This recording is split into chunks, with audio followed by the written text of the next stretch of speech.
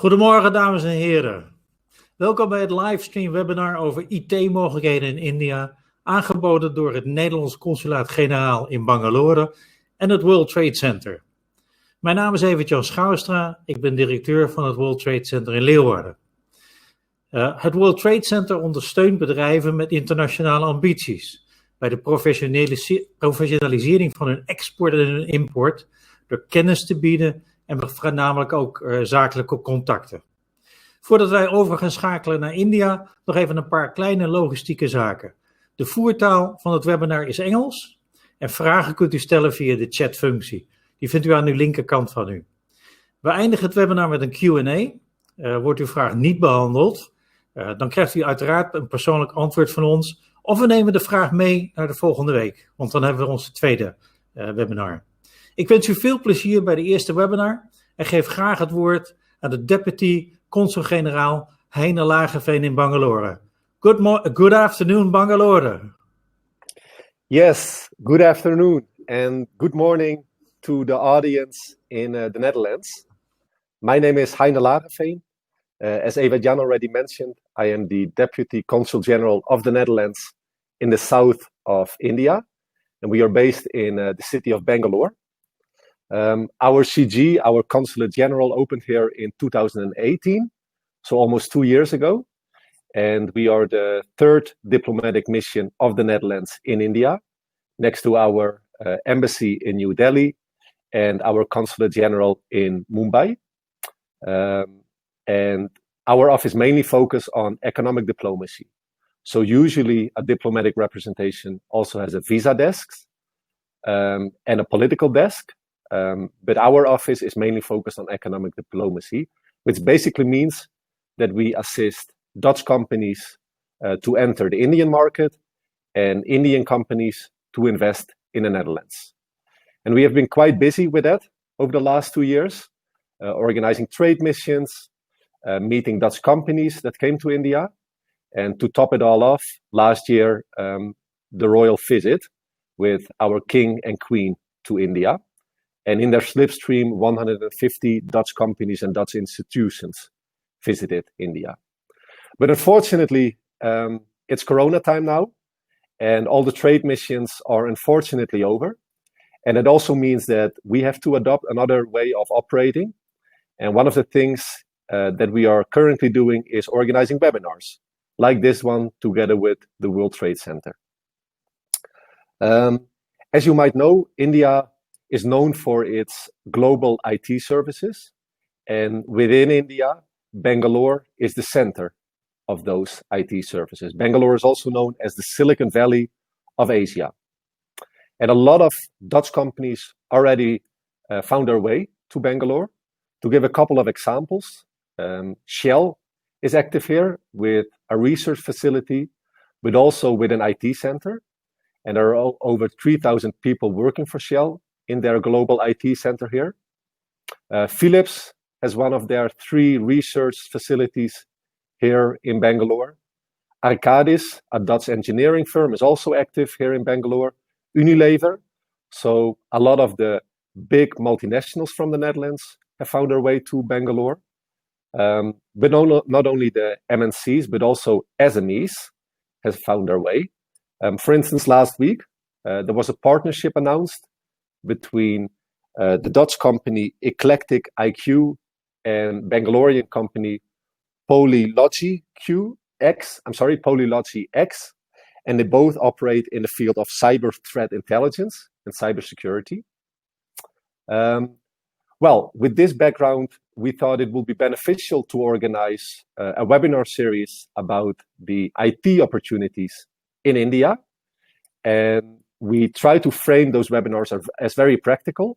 So just to provide you a lot of practical information about what it takes to enter the IT sector here in India, how to find a business partner here in India. So just a lot of practical information. To conclude, I'd like to wish you all a very fruitful, very useful webinar series. And if you have any questions, please do not hesitate to ask us during the Q&A session. But you can also find us later on via our website. Thank you very much. Well, thank you, Heine. It was a great introduction and background of what Bangalore has to offer for Dutch companies. And without without any delay, I would like to introduce and welcome a very special guest who will be addressing the keynote for today's session of webinar. He's the co-founder and CEO of CoMakeIt and is based in the Netherlands. He has extensive experience in setting up and managing large-scale distributed development centers for global technology companies across Europe, North America, and India. Prior to launching CoMakeIt, he had significant contributions to the growth of global technology companies such as Barn and Cordis in senior executive leadership capacity. He played a key role in development and delivery of enterprise class business solutions to global customer base. He's also a member of the chapter of investment board, which is a private public partnership created to support by welcome Stephen Ten Napel. Stephen, to have you here.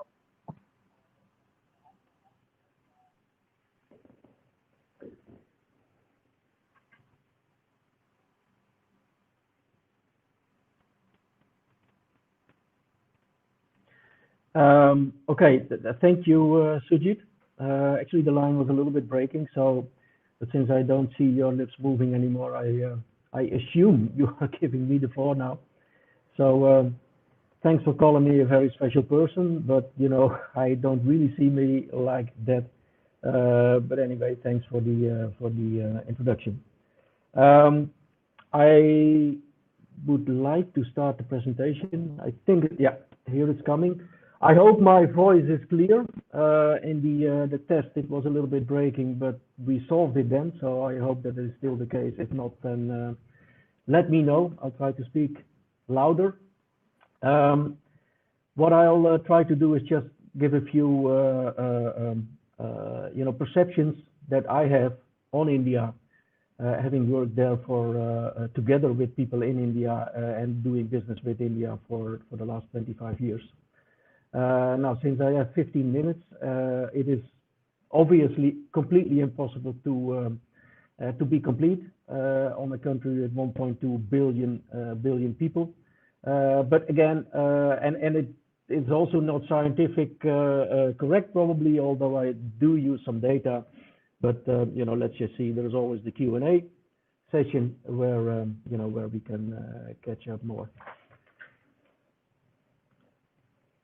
So, just an extremely small introduction, not for myself, but at least for my co-founder and partner, Mr. Kiran Madanapantula. He's located in India. I'm in the Netherlands. It's a Dutch company with an Indian subsidiary, full ownership. We are located in Hyderabad, and I happen to think that Hyderabad is not so far off from Bangalore in terms of importance for the Indian IT industry. But obviously, that's also because I am there. But there is more than Bangalore. There are many cities in India that can be extremely interesting for companies in the Netherlands. I started to work in Barn in the 90s. Later, I joined the Cordis company, which was a BPM and integration platform. During those years, so that was starting in end 90, always worked with Indian people and always worked with the same partner that I just introduced. And in 2007, we started CoMakeIt. So that has been running for the last 13 years with customers mostly in the Netherlands. 70% of our customers are in the Netherlands. But we're also in UK serving ISVs there and in Australia. and we just started work for Dell and Texas Instruments in the US. So despite Corona, which is obviously a big thing everywhere, it doesn't mean that that business completely comes to a halt, and that is also what we experienced. What is important here is not all the customers or whatever. What is important here that we started Comec IT with an exclusive focus on ISVs. So let's say on companies building software products, building IP, and you know why I feel that is important. We'll see in the next slides. So let's look at India. Again, this is not a scientific thing, but these are things that are important. If you look at the age population in India, then 65% is below 35. And in 2020, the average age will be something like 29 years. And if you compare that to China, which is 37, or Japan, which is 48, and I think Europe is somewhere in between those two.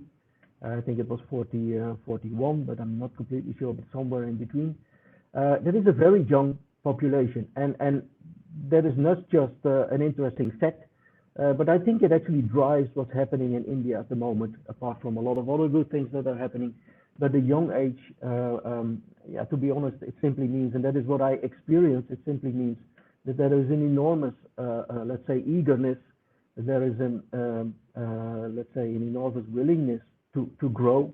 There is an enormous eagerness to learn, which is actually one of the one of the most important things that the way I see it, the eagerness to learn is and to grow as a person, but also to grow as a country, has a lot to do with the young age.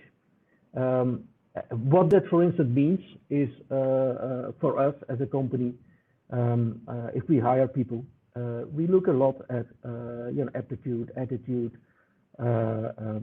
willingness to learn, eagerness, etc.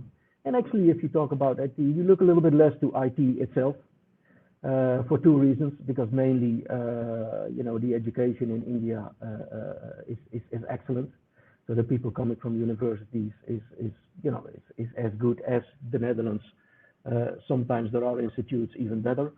So that's not the biggest thing that could be an issue if you start to work in India with people. But we usually focus more on the other parts. Second reason is also, it's easier to learn IT than to change yourself as a person. So the young age is definitely something that is driving what's happening in India at the moment, I feel. Just a few figures if you look at IT. So it's not about the billions as such, but I think it was close to 200 billion IT revenue in 2019. What is important for me, these are things that really make a difference, is if you look at the startups in Silicon Valley, because we always talk about Silicon Valley, of course, 25% of those startups, 25%.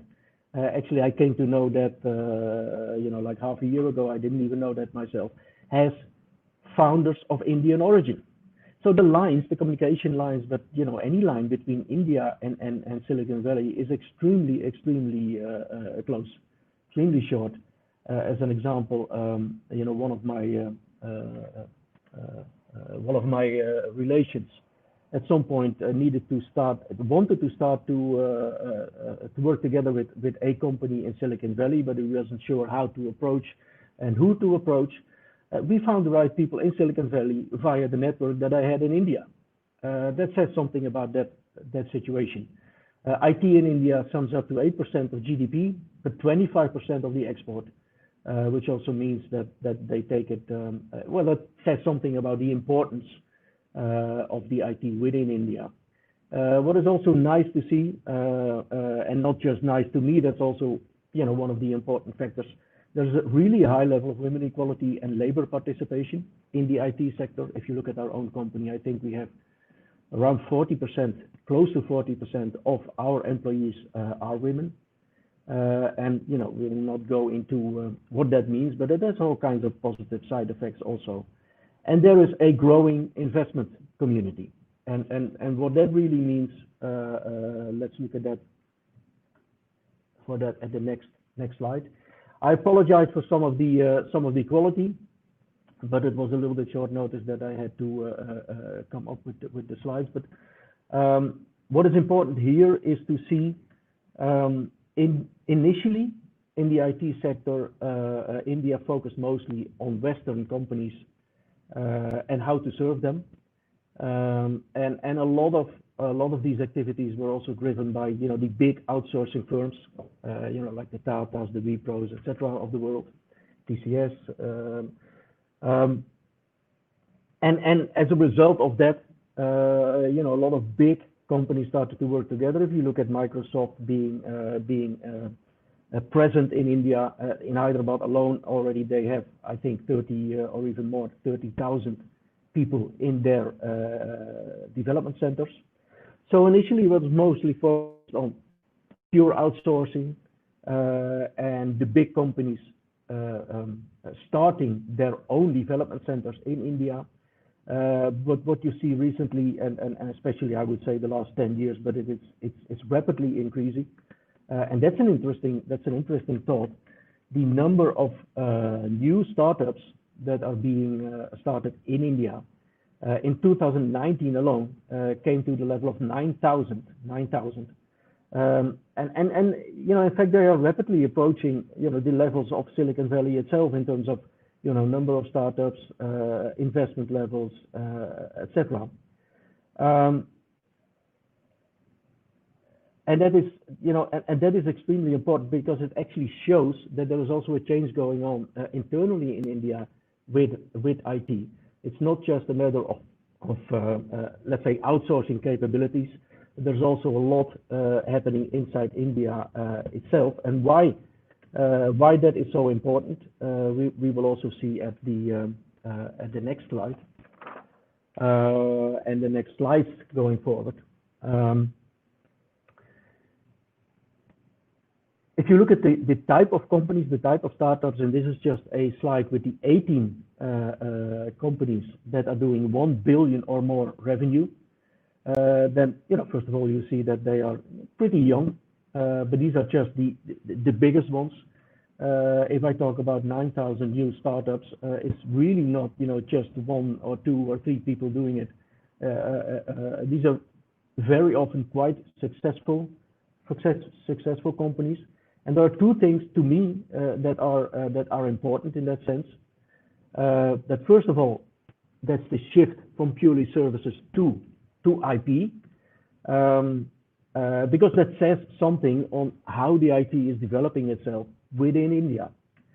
For me personally, but that's a side effect. That's also important because I can, if I compare it with, let's say, 8-9 years ago, the people that I'm hiring with a background in IP development, so not just a background in IT, but in building software products, is much higher than it used to be, and that makes that I have to do a lot less in educating people in all these aspects of building a software product, because they've done it, they've been there, they are doing it.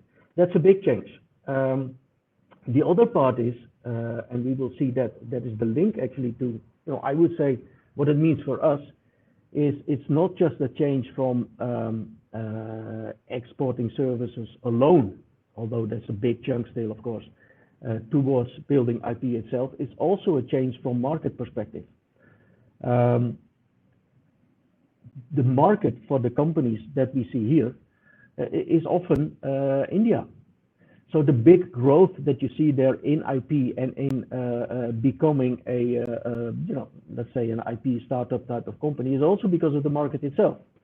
That is also interesting to see, to know, and to see what that could mean for us.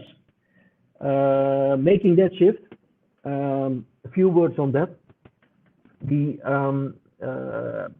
Obviously, I'm not going to explain about a digital transformation as such. That's we can have a separate webinar on that, or maybe even 10 separate webinars on that. But what is interesting to see, and that is also linking to what was said in the introduction.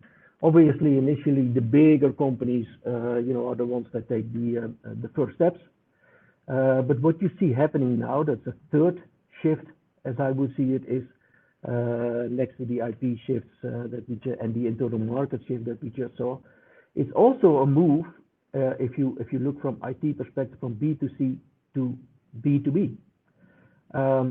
Digital transformation in India, as I see it, it's not just happening in the big companies. No, actually it's happening also a lot in the SME sector.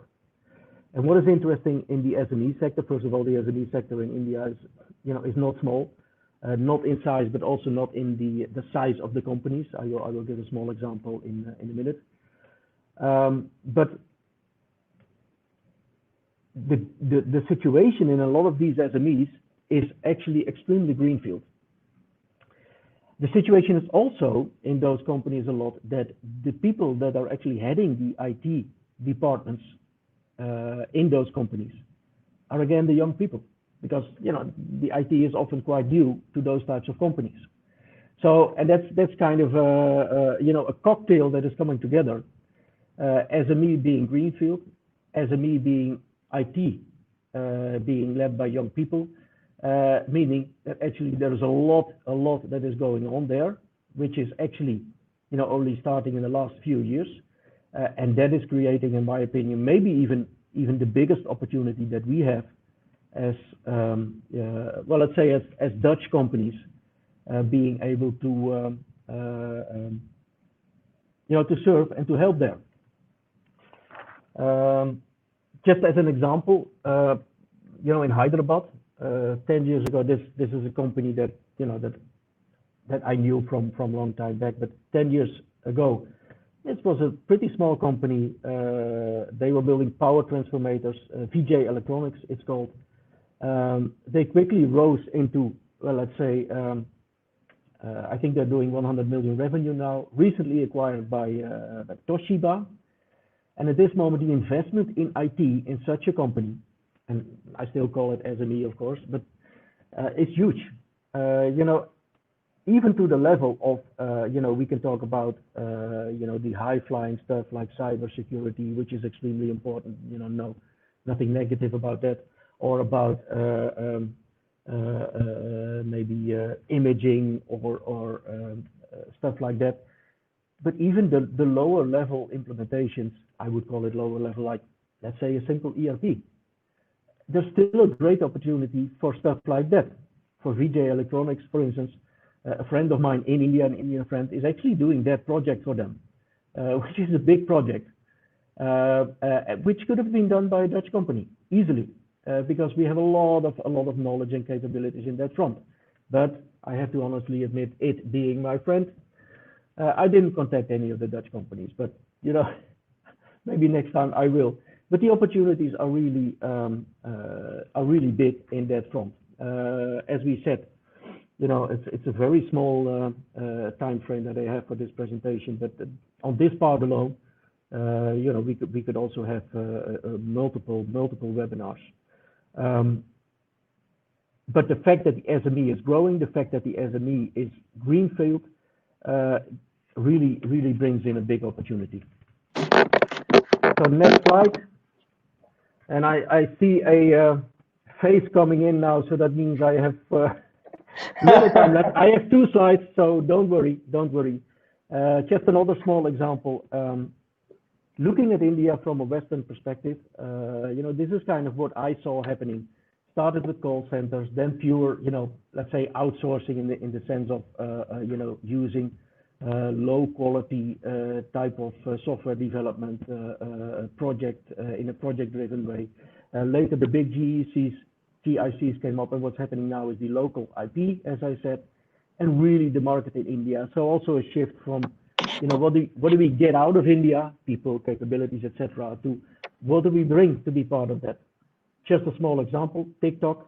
Everybody knows it. Competitor of that in India is Mitron. It only started at the beginning of this year. It had 5 million downloads in March, and I think it is raising 25 million as we speak. So these are not small things. Okay, so what does it all mean in terms of how we could work together? I guess, one big word, and that is partnership. But why would partnership work? I once asked Alphonse Stoelinga, the previous ambassador in India, whom I met many times, and you know, he's a big promoter of India too. And what he said was Jugaad. Well, you can read it yourself. To me, that's a little bit like, you know, a little bit the opportunistic way, being fast, stepping into things, solving issues. Maybe we could plan a little bit more. And actually, that's, you know, in a way, it's also a little bit comparable to what we have in the Netherlands. Now, unfortunately, the video apparently doesn't work, but you know, maybe I can share it on another occasion. Which is actually an example of Jugaad. And by the way, Modi, the president of India, is coming from the state of Gujarat, which is, you know, kind of seen as the prime example of Jugaad, let's say, and of how we and the, let's say, the Netherlands and India really are complementary in working together. And it's, for me, it's always a great pleasure to you know, try to do something in India, either for my own company or for other people, because of, you know, because of that situation. Last remarks, because he's starting to look a little bit angry, I guess. If you look at our company, we help companies, as I said, in the Netherlands and Europe, with many different models, be it flex capacity just for, you know, IT development, moving all the way up to also having dedicated teams for maintenance, support, etc., or companies that have grown into a situation which we call company as a service, companies that also have, let's say, implementation support, consultants, sales in the teams in India to serve not just the Indian market, but also the Asian market as full. And at the end, it could turn into, we have 2-3 examples of that, a full-owned subsidiary of the customer in the Netherlands. And we have a model which we call the evolutional model, build, operate, transfer, another, to support all of that. And with that, you know, I hope it gives a little bit an insight of, you know, how I see India, what I experience, what we can do. As said, you know, it's just too short time to do something really sensible, but I hope it gives a bit of an impression. And with that, back to you, Sujit. Well, thank you, Stephen. Those were some really good insights, really valuable insights for Dutch companies who are out there to figure out how they would like to go about doing business in India. I'm sure they would have found them useful, and I truly appreciate for sparing some time out of your busy schedule. Thank you once again. It is now my great pleasure to introduce our next speaker this morning. He's currently a partner with PwC's Tax and Regulatory Service Partner and has over 15 years of experience in the tax domain and has been with the tax practice of the Big Four throughout his career. He has worked with several multinational and Indian listed and unlisted clients across a wide breadth of sectors, including technology, financial services, pharma, manufacturing, e-commerce, real estate, including Fortune 500 companies. I would like to hereby welcome Ronnie Anthony and will allow him to take over the platform for the presentation. Ronnie, the floor is yours. Thank you, Sujit, and I'm fully mindful that we are running against a clock. So I will try to keep this under 15 minutes.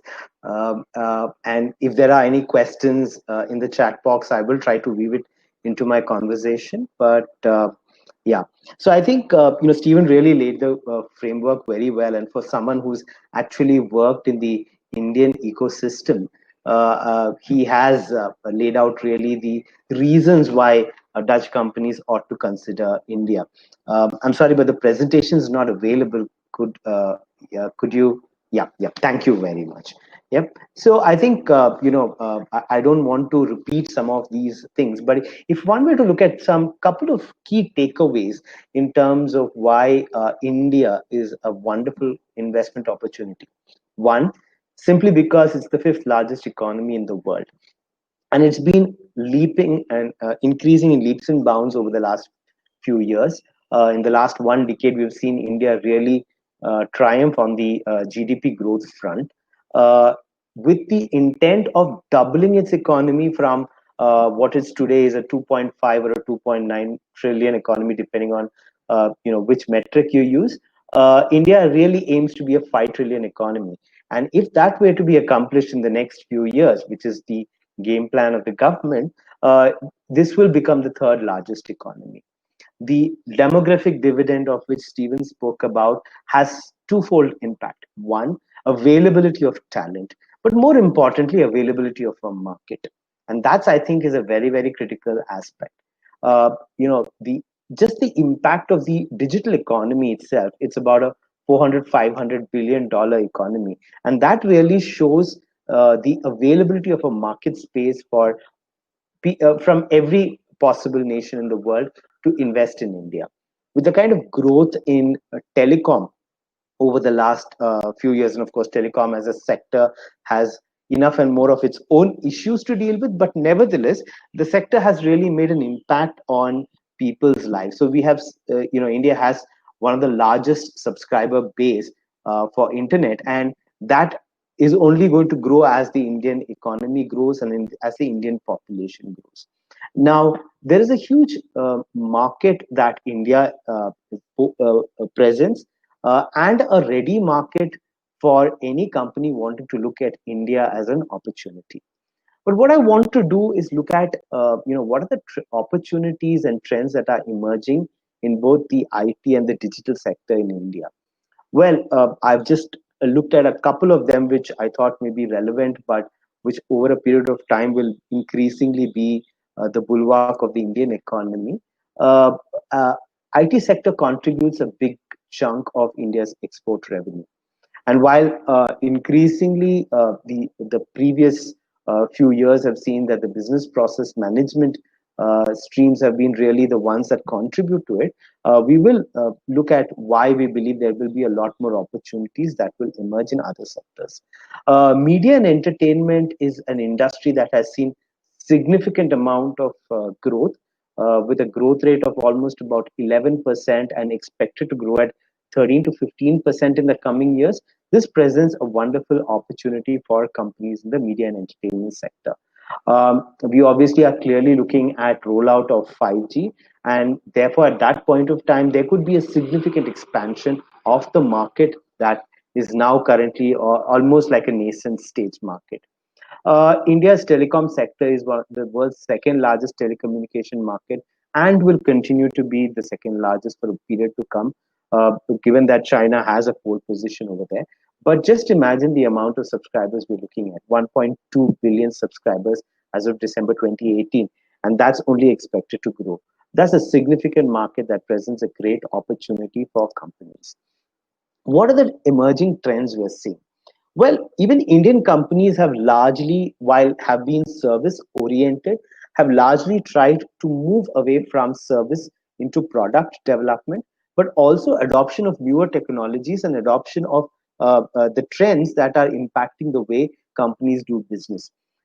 We have seen significant investment by all the IT majors into artificial intelligence platforms, machine learning, Internet of Things, and robotic process automation and data analytics. And now these are areas where we are seeing significant growth, where everyone's investing, everyone's looking at the possibility of how they can reimagine the customer experience. And I think that's something that Indian IT majors are clearly looking as a revenue stream, something that they can build upon. On the media and entertainment side, obviously, the fact that India presents a big market, there's a significant amount of internet advertising targeted at Indian customers, and that has even led to some amendments to the Indian tax laws to potentially tax some of these things. The Indian government also realizes that India is a market which nobody can ignore. The online music streaming industry has taken off on a high footing, and the availability of plethora of subscribed and paid applications are and the fact that a lot of companies are actually making money out of India is a testimony that this is a sector that is there to watch out for. The telecom sector, which really forms the foundation for all of these, is really on the go. We've seen a significant adoption of IoT, not just by the sector itself, but even by the government, who are keen to use the kind of digital transformation that's happening across the world to be able to provide good governance. Cloud services has also enabled the industry to offer a multiple amount of services, capabilities, and connectivities. And given the significant market that India is, that's another thing that's happening. Obviously, we did hear about network security, cyber security, etc., and those are areas that are largely becoming important.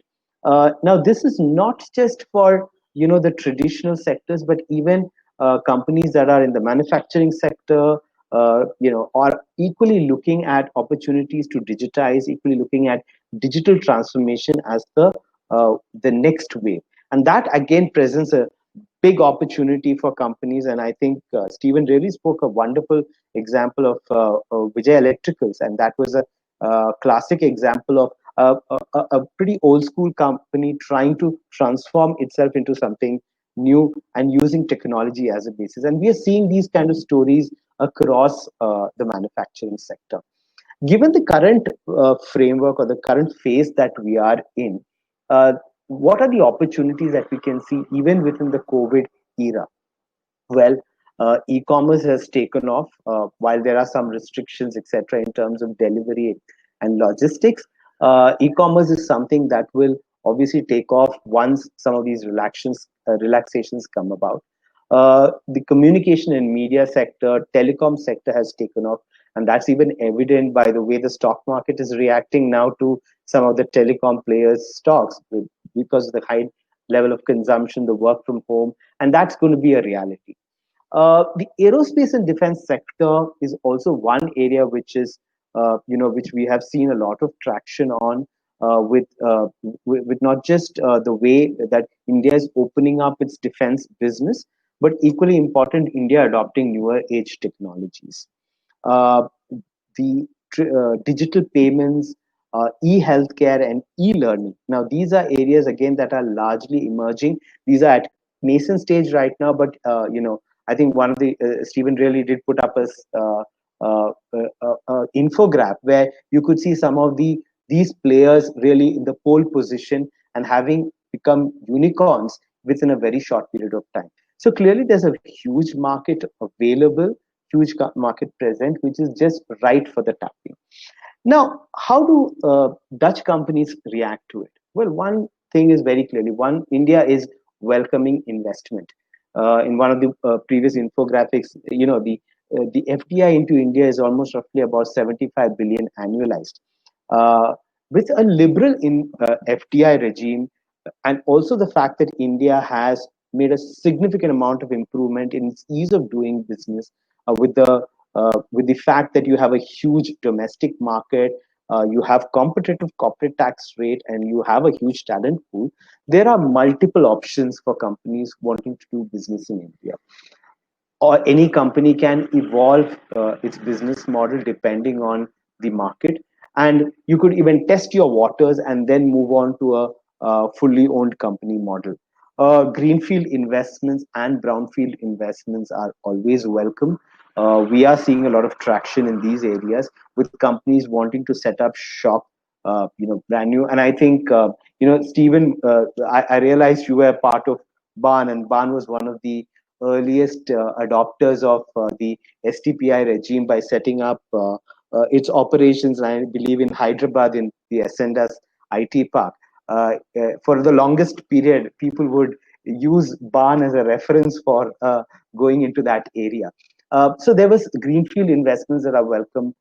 You have the ability to, look at this particular COVID scenario also as an opportunity to, look at brownfield investments or joint venture partnerships. And depending on your business model, really looking at licensing and franchising. What's the basic health check that you need to do while you are looking at India? Well, clearly understanding the market is important. Clearly understanding what works and what does not work will be critical. Price sensitivity, depending on whether you are selling or whether you are an exporter of service, the price sensitivity will be there. There's a huge amount of competitiveness in the Indian market. So there is a bit of basic health check that you need to know before you want to put your feet into the water. You may want to just test the waters, and Indian regulations do provide the ability for you to start off with something as small as a liaison office, move into a branch office, and then you could move into a full-fledged corporate model and corporate operations here. So the basic health check, once you've done, you are fairly in a good position to understand what you could do in order to enter India. Some of the critical areas which become important as you look at your India story is the regulatory policies. We have seen, obviously, the regulatory policies over the years evolve to become something more adaptive to investments in India, and we've seen how regulatory policies have increasingly been used as mechanisms to shore up employment, increasingly being used to attract investments into India. So regulatory policies are something that will have a critical bearing. Looking at tax and legal issues, and I believe Huzefa will dwell on some of those legal issues. Those would be critical areas when you look at your entry strategy, and obviously your return on investment. Doing really the math in terms of how much India can benefit for you will be a significant part of your investment strategy. With this, I would like to conclude, and I know we are fully mindful that I'm running against time. Sujit, over to you to introduce the next speaker and move on.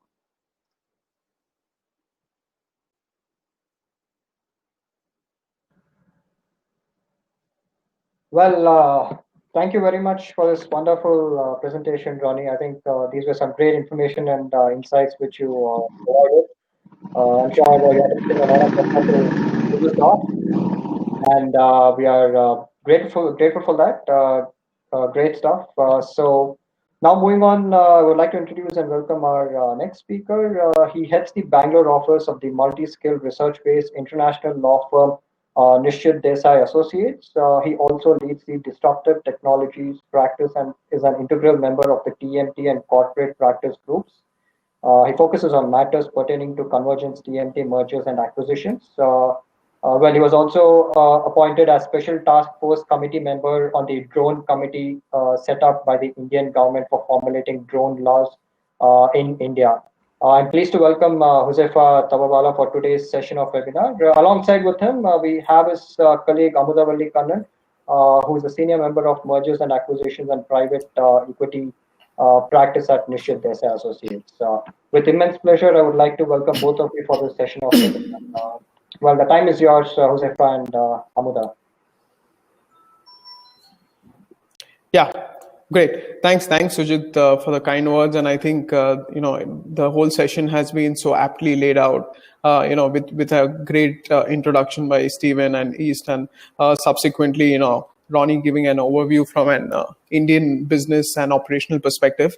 So lawyers are not the most popular lot, but they are an important lot. And here we are going to give you a quick download on what is the legal environment when it comes to IT and tech in India.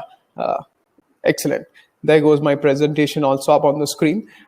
I think the first question which actually comes in is that, are there any restrictions for foreign companies, especially Dutch companies, when they are entering India? So I'll make it very clear. There are no restrictions, there are no foreign direct investment laws or prior permissions which are required for you to set shop in India. Dutch companies and other foreign companies can 100% own entities in India, or they are free to enter into joint ventures or make investments in Indian IT companies without any restrictions. Yes, there are certain compliances which need to be adhered to, but that is consistent across the board. So that is one big takeaway. The second big takeaway is that if you set up shop in India, say for example, if you set up a subsidiary in India, those subsidiaries are treated on par with entities which are set up by Indian residents or Indian companies. So there is no differentiation between a subsidiary of a foreign company or a subsidiary of an Indian company. They are absolutely on equal footing. Ronnie briefly mentioned, and so did Stephen, that there are other ways of actually doing business. For example, licensing, technology collaborations, because product in the IT space is an important leverage. And we've seen a lot of technology collaborations which are happening, with foreign collaborators and Indian companies. Even those technology collaborations, when it comes to IT technology, are freely permissible, specifically from an Indian law perspective. There is just one nuance to all of this. One restriction which is obviously there is that a Dutch company cannot directly hire employees in India. So if they want to test the waters and kind of have someone do some amount of R&D or want to do some test development, typically they are free to enter into contracts with independent contractors or service providers, and at an individual level they are free to hire them as consultants as well. Just ensure that they're not hired as employees, because there are tax and regulatory issues on that. On that note, I'll move on to my next slide. Once we've actually identified to go into India, the second question which usually arises, that which is the best way of doing business in terms of what sort of entities should you choose. So there are various combinations which are there. Initially, to test the waters, people don't immediately set up a shop. They get into some sort of a partnership or some sort of an R&D with an Indian company, and then actually set up a shop. So the popular mode of setting up a physical entity presence in India is something which is an equivalent to a BV in Netherlands, which is a private limited company in India. That's a very common mode of setting up shop. 100% investments are allowed. The other modes which are there also on the screen is a limited liability partnership that's equivalent to an LLP. That is also permissible. India domestically has something called as sole proprietorships and partnerships, which actually are not legislated in a codified manner. So there are no statute around them, which means that they are not open for foreign investments. But the typical modes are BV equivalent, which is a PVT, and LLP. Branch office, liaisons office are also permitted, but are subject to regulatory approvals and have limited purposes for undertaking business. On that note, the most important question which comes in, that once you've understood the nature of the entities, what is the determination factor to actually drive your decision? The determination factors typically which arises between a BV equivalent, that is a PVT, and a limited liability partnership is what is the overall business objectives, right? So there could be 2-3 models which are usually followed. If there is an investment which is being made by a Dutch company into an IT company, or is there some sort of a equity joint venture, in those cases, typically a PVT, a private limited company, is chosen. The reason being that the legislative structure for a private limited company has been there for over 60 years in India. The jurisprudence is well settled.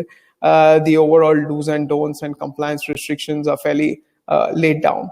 Having said that, we have also seen a lot of captives which are 100% owned by foreign companies are also set up as limited liability partnerships. Now the entire setup as a limited liability partnership is a recent phenomenon, because it was not recognized in Indian law prior to a decade. And subsequently, it was limited for foreign investments, which have got liberalized now. The advantage of a limited liability partnership is that the governance standards are quite flexible, which means that it is not much written in terms of statute. And the parties are free to actually document the understanding basis the limited liability partnership agreement, which kind of brings in flexibility from an operation perspective. But this is not a vehicle which is commonly used when it comes to undertaking joint ventures or strategic investments. The other two, of course, being that if you don't want to set up shop in India, you can do some sort of a licensing deal, you can do a reseller arrangement, you can do a technology collaboration. Of course, for that, you do not need a physical presence. Amongst all of that, one unique nuance when it comes to the Indian IT sector and why was it so attractive and it still continues to be attractive is something called as special economic zones or free trade zones. This is something which Dutch companies should be extremely mindful of when they are setting up a shop in India or a presence, because if you set up a unit in these free trade zones or special economic zones, there are a lot of advantages which you get, such as a lower indirect stamp duty cost. There are exemptions when it comes to custom duties, export of services. There is no levy of indirect taxes. So that's another very interesting concept which is there from an Indian law perspective, which you should be mindful of. One, what is the nature of the entity? And second, where you're setting it up. And lastly, on this point, of course, there is one compliance issue. it's not an issue, but it's more of a thing which you need to check the box, is that when you have an Indian physical presence, whether it's a LLP or a BV equivalent PVT, you need one local Indian resident director. So, and that could be anyone from the Indian entity or Indian company itself, or it could be any third party which is also not related to the company. I'll quickly move on to the next slide, considering the paucity of time. It's a colorful diagram for all our friends on call here. Stephen and Ronnie both mentioned the importance of IP. Now, I would just want to take 1 minute and not get into details of all of this, but just make our friends aware that India has international standards when it comes to intellectual property rights. It's signed most of the international conventions when it comes to protection of, say, either copyright, which is the Berne Convention, which India is a signatory to, either it's a patent, so there's the Patent Cooperation Treaty, which India is a signatory to, and largely all the other IP rights are in conformance with TRIPS standards. So the bar is pretty high and the protection mechanism is pretty good. Moving on to my next slide. What is so important when it comes to the tech industry, right? Now, what is the nature of IP which actually gets generated in the tech industry? The nature of IP when it comes to programming or software is largely protected in India under the Copyright Act. So there's a specific mention for computer programs under the Copyright Act. But one difference, as compared to most IP laws in other countries, is that India does not recognize the concept of work for hire expressly in statutes. So if you are using an Indian developer or an Indian company to develop IP or any sort of arrangement with India for global IP development, the assignment of rights is extremely critical, because if not, say for example, if you don't specify the territory from an assignment perspective, it's limited to India. So for example, if you don't specify the term, it's only limited to 5 years. So these are the things which you need to do a rain check on. It is completely permissible to do cross-border licensing, cross-border assignment, cross-border development, but just ensure that, rights are adequately protected. Moving on to the next slide, which actually details in terms of, the overall overview from a human resource perspective. On that, I would like my colleague Amuda to kind of, share some insights on that. Over to you, Amuda. Thanks, Huzaifa. Hi, everyone. So once we've gone through the entire process of selecting your business entity, your entry route to India, and all your other conditions are decided, the next important factor is to appoint good human resources to manage all of your entities. So what we've done is, in this slide, we've picked out what we felt were the most important points to keep in mind while hiring or appointing personnel in India. So one of the defining features of India's legal system is the distribution of powers between the national government and the government of various states. This becomes important in the context of human resources because the law prescribes various employment benefits which are applicable at both the central and the state level. In fact, employment laws in India, don't stem from any single legislation. There are over 50 national and 150 state level legislation. So it's important to keep in mind, the major compliances out of all of these. So of these, the social welfare legislations are an important compliance to be maintained. Typically, they are regulated at each state separately. Although the central government may prescribe some sort of a minimum threshold to be met, each state is free to revise this threshold. So the applicability of each of these employment legislations is determined by various parameters, such as the nature of the work that is being performed, the type of establishment, the number of employees which are appointed at each establishment, etc.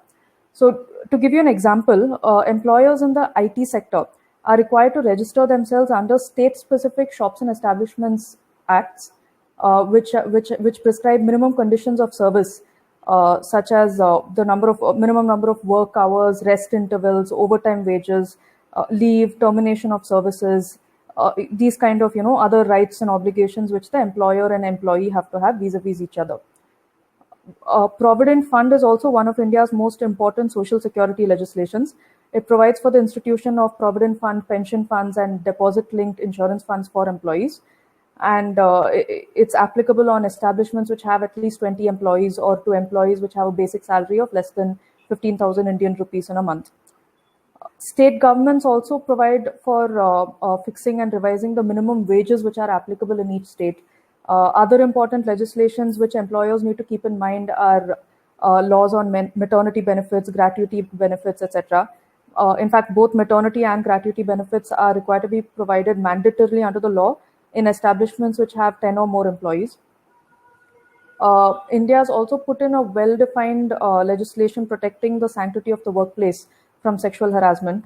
This is a central legislation which is applicable to all establishments which have 10 or more employees, and which can be used as a remedy not only by employees but also by consultants, clients, or any woman who sort of shares a business relationship with the employer and who becomes a victim.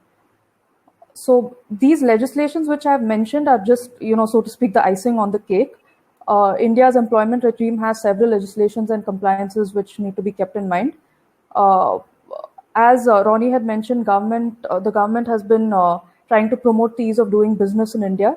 So in the employment sector, what they've done is try to consolidate the various labor legislations into 4 broad codes, which is a proposal pending in the government. But hopefully it should make it easier for new entrants to navigate the regulatory requirements in India. So another important point to note in the Indian employment regime is that the concept of employment at will is not actually recognized. Employment at will basically refers to the termination of employment without providing any sort of notice period.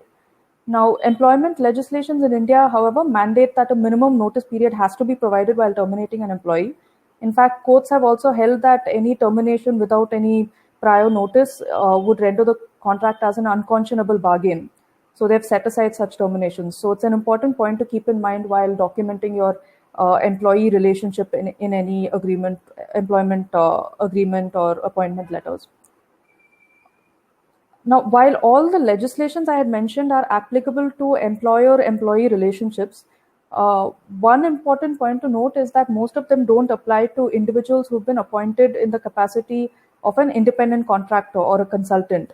So because of this, we've seen many companies in India use this avenue to utilize human resources in India without bearing the burden of multiple regulatory compliances which are present under our labor legislations. So the last point which employers need to keep in mind while appointing human resources are negative covenants which typically find their way into employment contracts in order to protect the business and trade secrets of the employer. Typically, these are in the nature of non-compete obligations, as well as covenants with respect to confidentiality, protection of intellectual property, etc.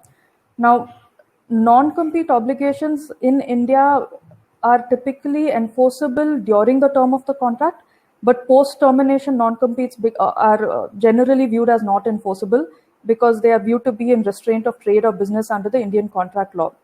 So courts have only upheld non-compete clauses in limited situations, such as when there's a sale of business scenario. So when it comes to an employment relationship, courts have tended to be very conservative in enforcing non-compete clauses.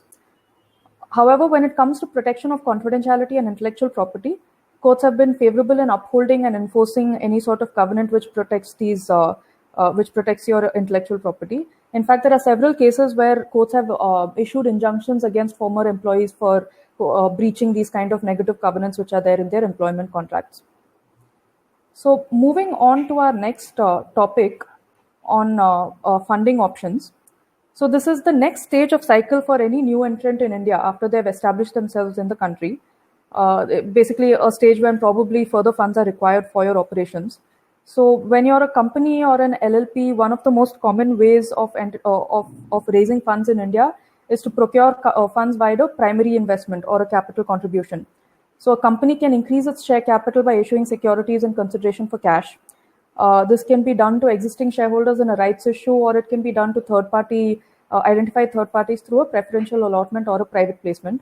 Similarly, a limited liability partnership can raise funds by inducting a new partner who would contribute to the capital of the LLP. Now, funding requirements can also be met through debt, which can be raised in India or abroad. Borrowing in India is fairly straightforward. It is subject to certain KYC norms being satisfied, which are imposed on Indian banks by the Indian regulator, which is the Reserve Bank of India. Borrowings outside of India are must conform to certain external commercial borrowings and trade credit norms. These are slightly, regulatory, condition heavy in the sense that there are a few restrictions for sort of borrowing from sources abroad. For instance, there are eligibility criteria which the borrower and the lender need to satisfy. There's an average maturity period. There are only certain permitted end use for the funds that you have borrowed. So because of these reasons, entities in India try to look for different sources of funds. Now, one of the key advantages in the IT and digital services sector in India is that India recognizes intercompany service arrangements as legal and valid. We've seen this being used by many Indian companies as a method for ensuring a continuous flow of funds into the company. It's actually one of the most widely used funding options in the IT sector. So basically, the arrangement works as a back-to-back arrangement with which the Indian entity has with its parents or its other group entities, wherein it provides services and performs certain agreed activities on behalf of the group entity, and it is paid a fee by the group entity for providing these services. So while implementing this kind of an arrangement, it's important to keep transfer pricing norms in your mind. But we can always address this by structuring the sort of arrangement in a regulatory compliant manner. For example, by using an arm's length basis for all of your structuring. So companies have also used similar arrangements for obtaining advances against invoices, which are raised against the group entities with whom they have these arrangements. This is also recognized under Indian law and has been used by companies as a method to procure funding. So in this way, at least in the IT services sector, we can see this as a very prevalent method of raising funds in India. So over to you, Josefa, on the remaining. Yeah, thank you so much. I'll just take 2 more minutes to wrap it up. I think you were very concise and you covered most of it. Very quickly, specifically on the tax rates, because I know the main incentive is like it has to be profitable as well. Corporate tax rates have got revised recently in the budget, depending on a private limited company or a LLP setup, and depending on the scale of operations, the tax rates go as low as 25%, which is supremely competitive across the world. Indian laws have liberalized dividend distribution taxes. So when a company or LLP is upstreaming dividend to its shareholders, there is no DDT. However, there is a withholding tax which applies depending on the treaty benefits. And the best part is India and Netherlands share a great treaty benefit. So when there is upstreaming of dividends, no DDT, but the withholding tax would have been 20%, for which a credit is claimed by the recipient. Having said that, the withholding tax rate gets reduced to 10% because of the India Netherlands DDTA. When services, software services and technology services are being exported overseas by the Indian companies, say to the Dutch parent or Dutch group subsidiaries, if there's no indirect tax on account of export of services. I already spoke about benefits of setting up in a special economic zone.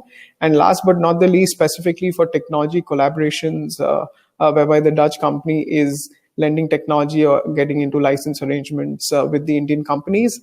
In those scenarios, the monies which are payable by the Indian partner to the Dutch foreign counterpart or the Dutch partner, there are no limits per se. It has to be reasonable, of course, but there are no limits in terms of brand licensing or technology collaborations.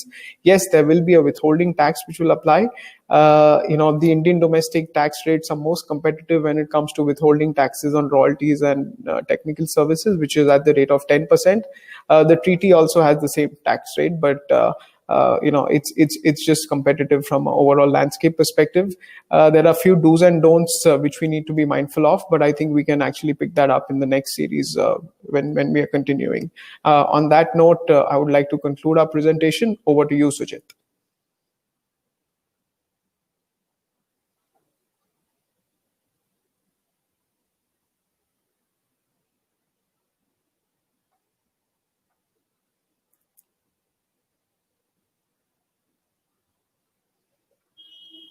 Probably, I think there may be a issue with Sujit. Why don't we pass it to Ebert for closing comments?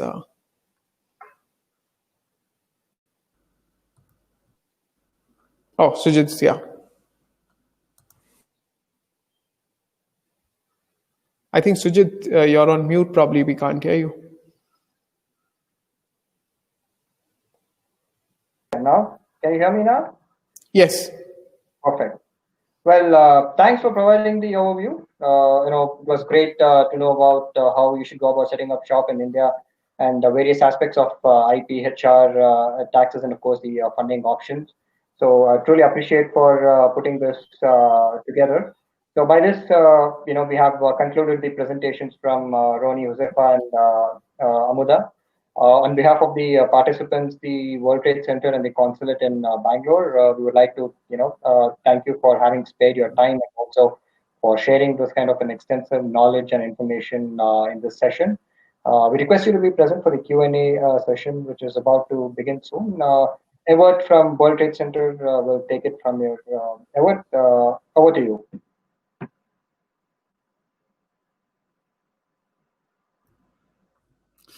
Thank you. Thank you all. Thank you all for your very interesting presentations and clear presentations. There's a lot to know about India before you really start doing business in India. There's one of the participants, it's a company from the north. It's the company called Shore Teams. And Shore Teams help you find, select, and build near shore or offshore development teams. But several of the developers come from India. Sander Dales, would you please be so kind to share a few minutes of your experiences with India? Hi, yes, absolutely. I hope you can all hear me. First of all, thank you very much for your introduction and for having me. Just to be clear, we help our client to build nearshore and offshore development teams. We have over 100 development partners worldwide, and quite a few of them are based in India.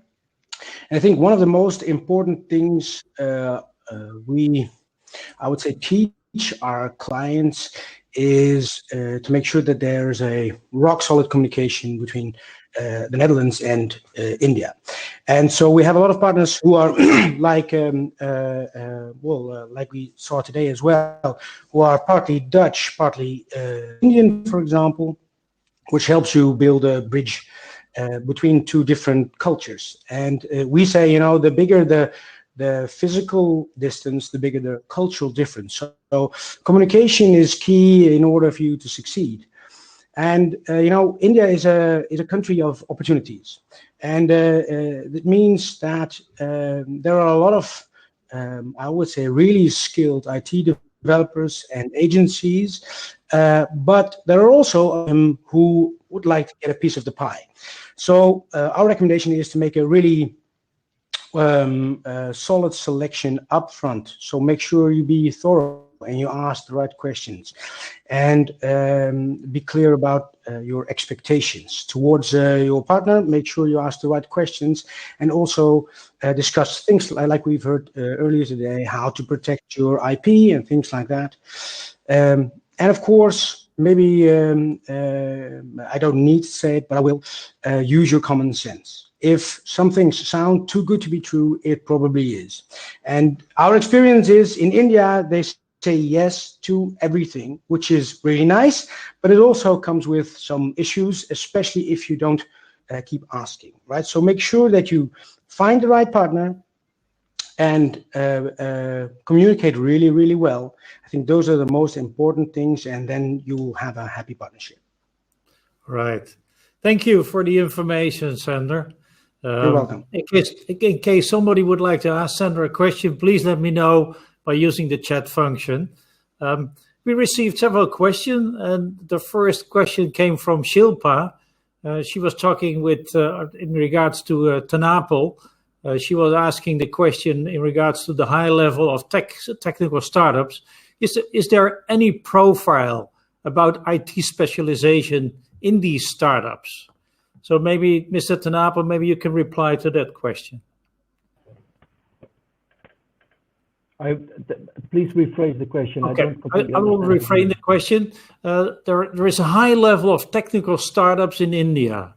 Is there any profile about IT specializations in these startups? And is there also, maybe I can add... Yes, go on, please. You mean the type of startups that are emerging? Yes, exactly. Yeah. So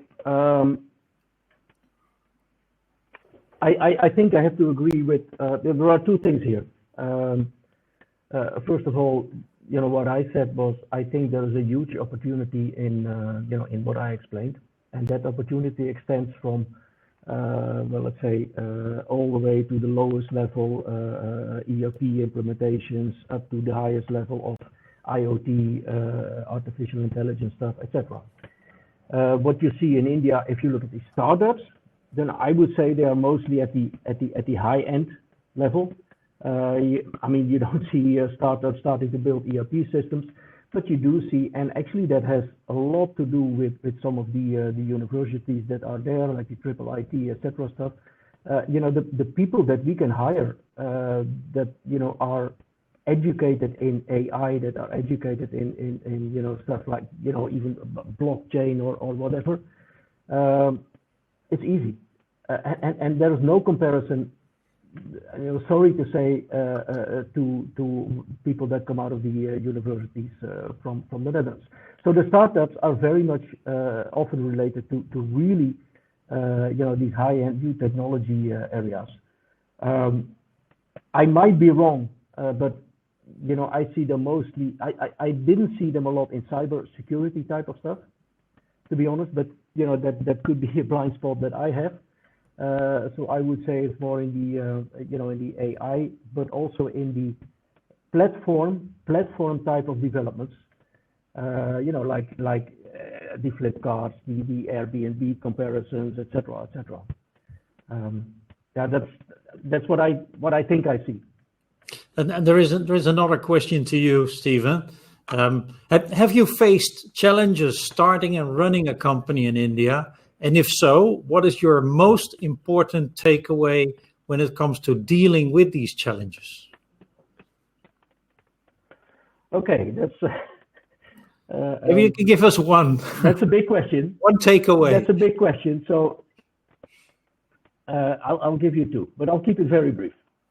And it's very high level, I would say. There are two things that people underestimate, that I underestimated. I would say that's culture and that's market. And why do we underestimate that? Is because we don't know it. It's simply too complex. There are many examples that I made mistakes there, but also other companies that I worked with. Culture. My lesson would be, don't try to understand the culture. It's 1.2 billion people with a history that goes back many, many, many years longer than the Netherlands. You will never understand the culture. I've worked for almost 30 years. Still things happen. I have no clue why it happens, but there is a solution for that. Please don't bring it back to one or two or three platitudes, and then think, okay, now I understand how Indians think. That completely doesn't work. And that's the same thing with market. The market is extremely complex. I just said in the beginning in my presentation, there's a greenfield situation. But that really also means that a lot of you really have to be there to understand what's actually happening there. I will not make it sound. We have built software that was great in our perception, just didn't run in India because they do things a little bit different. So the solution to that it's been said many, many times, is partnership.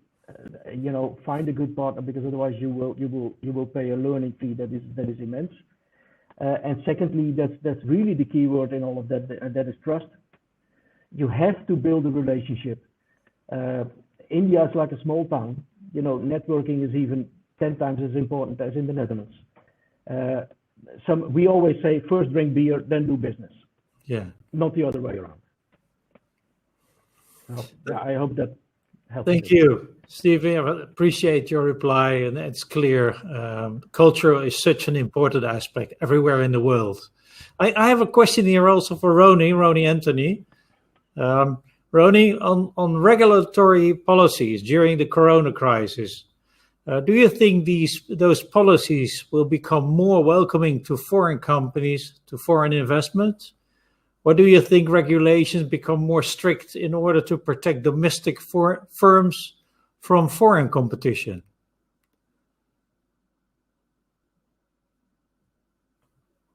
So to repeat it one more time, on regulatory policies during the corona crisis, do you think those policies will become more welcoming to foreign companies? Or do you think regulations become more strict in order to protect domestic firms from foreign competition?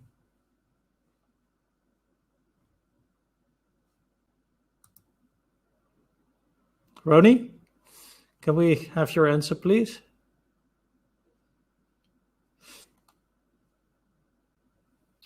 Otherwise, I will shift to the next question for Huzaifa and Mrs. Kanan. But what we've seen is during the IT investors, are the SEZ or EPZ sector wise distributed, and do they provide incentives to Dutch IT investors in terms of tax exemptions rebate? And are the labor laws, are they a federal subject or are they a national subject? Totally. So thank you for Shilpa for asking this question. SEZs and STPIs are not divided specifically when it comes to Dutch companies or other foreign companies. It's a uniform trade policy which is offered to anybody who opens shop out there.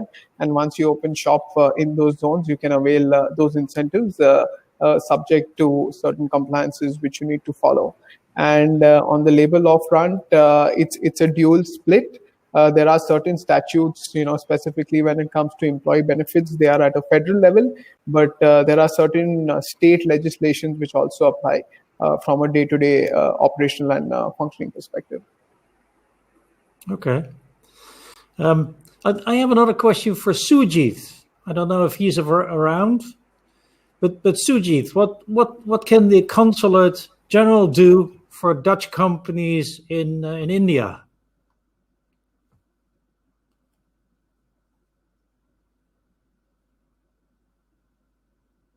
Yeah, thank you everyone for the question.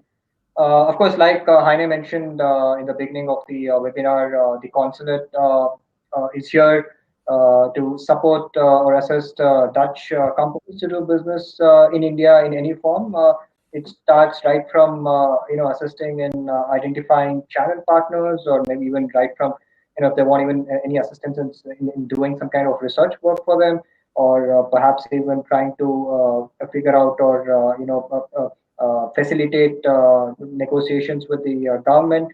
So we are more of a general, we are not specialized. We are sector agnostic, of course.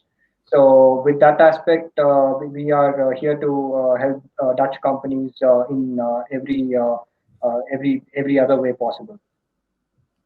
Okay, great. So also you all participants take advantage of our consulate or even of our embassy in India to see that your business is growing with India. I see we're running out of time, so I would like to thank all the panelists, and I would like to thank you for all your input and your knowledge, dear panelists. I mean, it made clear to us that doing business in India needs good preparation and experts that you can lead you to success. Dear participants, thank you all for your participation. We will send you an email with the information where you can review the webinar, but also receive the presentations itself. And for your information, we are planning a virtual trade mission with a maximum of 10 participants right after the holidays. So if you are interested, let us know so that we can send you the information. A couple of questions have not been answered yet. Next week, we will be back with a wonderful panel of 6 experts who will lead you to very practical questions and also answer them. So I hope you will be there. It's called Exploring Distinct Ways of Collaboration Between Indo-Dutch in the Area of IT. So please register to get your entrance code, and it will be an exciting webinar, and hope to meet you there. I would like to thank our team, but also coöperation for this new platform that we have been using, but also the Netherlands Consulate General and RVO for co-organizing this event. I'd like to thank you for your participation, and I really hope to see you next week. Thank you. India is there.